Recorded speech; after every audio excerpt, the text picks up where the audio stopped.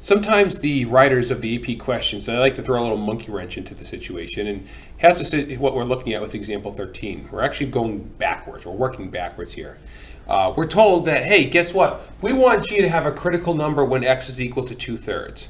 What value of k will make that true if g of x is equal to x squared times e to the kx? So k is some number. We got to find that number in order for us to produce a critical number at x equals 2/3. So again, it all comes down to those connections.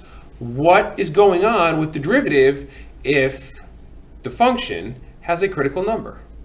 And yet, the derivative is equal to 0 or does not exist. Now, this function happens to be x squared times e to the kx.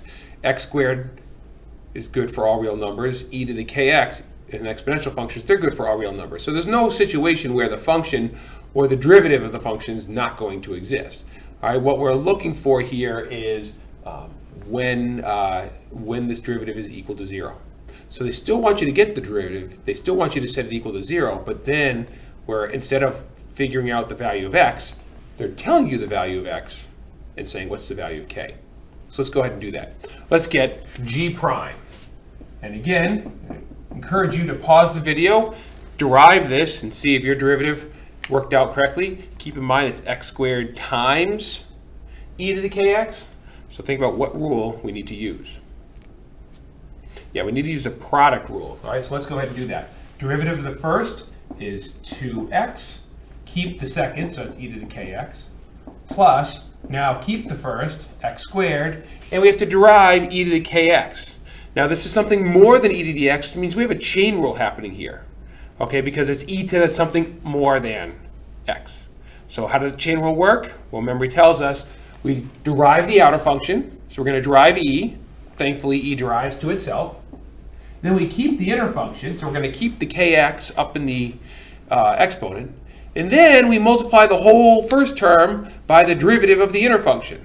So now we need the derivative of k times x. K is just a number, so if k happened to be 5, what would be the derivative of 5x? It'd be 5. What's the derivative of 8x? 8. So the derivative of kx is just k. So we have this extra k at the end there. There's our first derivative of g. Now, what's going on? We want a critical number when x is equal to 2/3. So we want to plug in 2/3 and set this equal to 0, which we're going to do. But what I recommend is perhaps we should factor a little bit out first. Maybe it might make life a little easier. Because once we set this equal to 0, it's looking pretty messy. What do these two terms have in common?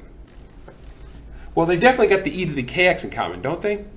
And they also have an x in common, which we could or could not pull out. It's totally up to you. Might as well pull it out. And if we do so, then what we're looking at is x e to the kx. We're factoring that out. Here's our first term before the plus sign. We've pulled out the x e to the kx, which means all that's left is 2. Now we go over here. We're pulling out an x, so we still have an x left over, e to the kx, and then we're also going to have a k left over. So we're going to have plus an x and a k. And that, we're interested in the critical numbers. I'm going to set that equal to 0. And specifically, we want this to be equal to 0 when x is 2/3. So let's replace x with 2/3 now. So what we have here is 2/3 e to the 2/3 k times 2 plus 2/3 k is equal to 0. Well, when does this equation equal 0?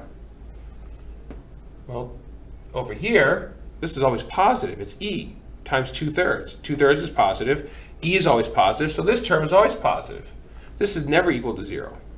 So we just have to figure out what value of k makes that part equal to 0. Now that's just good old algebra from, actually probably did that back in middle school.